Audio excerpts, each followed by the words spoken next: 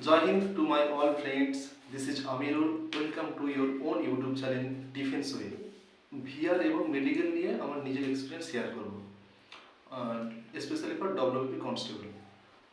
তো ভিআর কি হয়, ভিআর কি, মেডিকেল কি, কিভাবে হয়?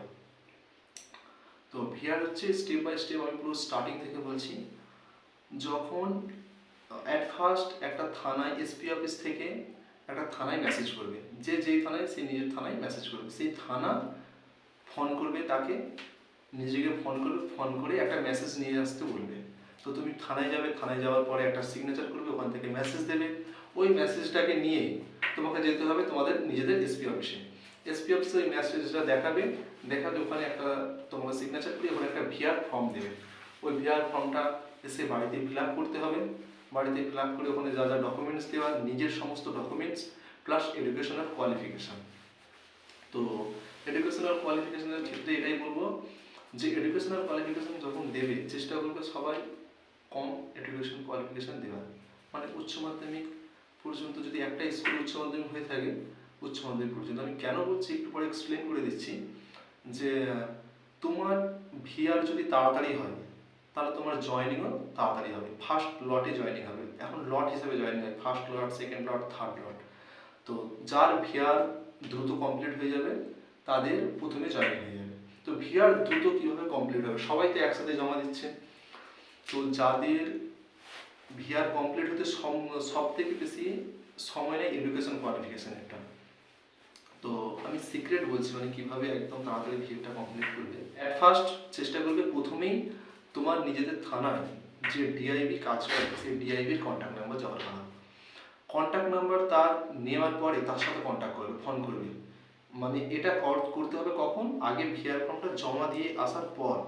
যখন তুমি ভিআর ফর্মটা জমা দিয়ে আসলে এসপি অফিসে, তারপরে ডিআইবির কন্ট্যাক্ট নাম্বার নিলে ডিআইবিকে ফোন করবে যে এরকম আমার ভেরিফিকেশনটা করে দিতে হবে। ডিআইবি ডেট দেবে যে আমি এই ডেটে যাব, কিন্তু তুমি বলবে না আপনি যদি সময় পান বলুন, আমাকে যদি কোথায় আসতে হয় তাহলে আমি চলে আসবো।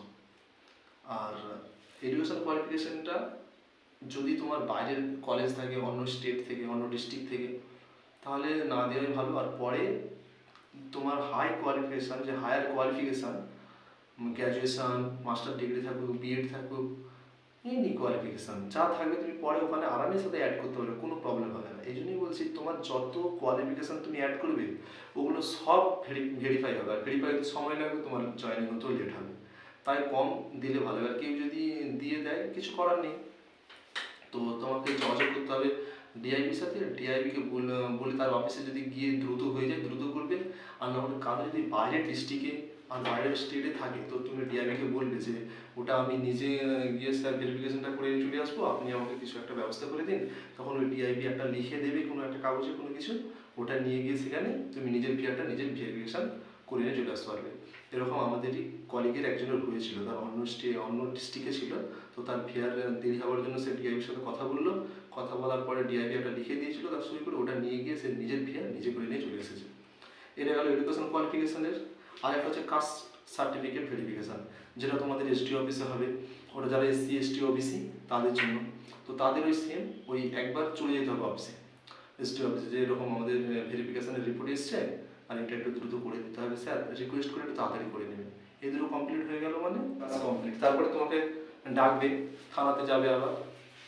যেই সমস্ত ডকুমেন্টস তুমি ওখানে দিয়েছিলে ওই সমস্ত ডকুমেন্টস নিয়ে থানায় যাবে, গিয়ে ডিআইবির সঙ্গে ডিআইবিকে ওইগুলো আবার দেবে, দিলে তোমার ভেরিফিকেশান ওরা নিয়ে চলে গেল, ভেরিফিকেশান কমপ্লিট হয়ে গেল।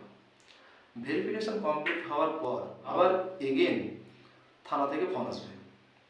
থানা থেকে ফোন আসার পরে তোমাকে যেতে হবে আবার এসপি অফিসে।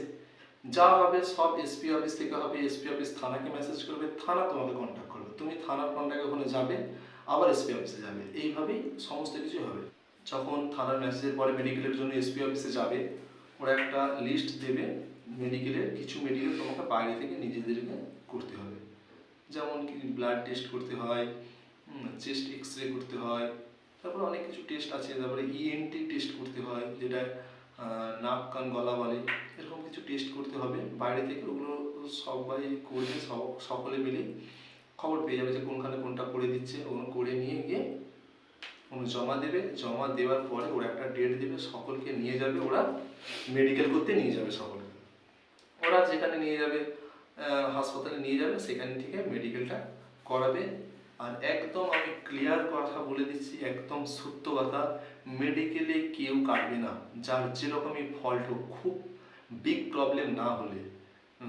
যেমন হচ্ছে কারো একদম চোখ কানা, কারো হাত পা একদম ভাঙা, হ্যাঁ, বা এই ধরনের কিছু বিগ প্রবলেম না হলে, হয়তো কেউ সব থেকে বেশি প্রবলেম হয় কেউ চোখে কম দেখে, চশমা ইউজ করে, পাওয়া এসে গেছে, তারও ভয় থাকে আমি কি মেডিকেলে বাদ পড়ে যাবো, কখনোই কাটবে না, সকলে পাস করে যাবে। মেডিকেল হওয়ার আগেই অ্যাকচুয়ালি সিলেক্টেড হয়ে যায়, মেডিকেলটা হয় একটা নর্মালি মেডিকেল হয়, কোনো ভয়ের কিছু নেই, এইভাবেই হয়ে যাবে, মেডিকেল করে নেবে।